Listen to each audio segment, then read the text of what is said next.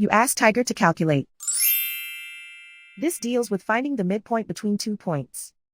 The midpoint between the 2 points is 31,48. Let's solve it step by step. Plot the 2 points and calculate the midpoint using the formula. The coordinates of point 1 are x1 equals 33, y1 equals 75. The coordinates of point 2 are x2 equals 29, y2 equals 21. PM represents the midpoint of the 2 points.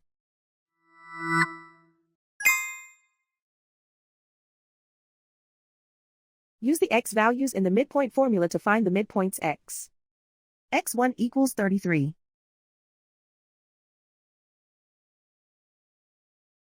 x2 equals 29.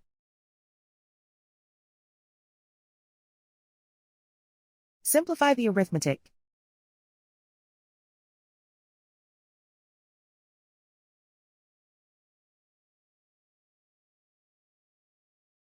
Use the y values in the midpoint formula to find the midpoints y. y1 equals 75.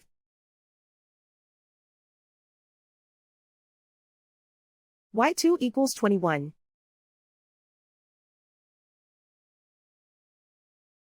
Simplify the arithmetic.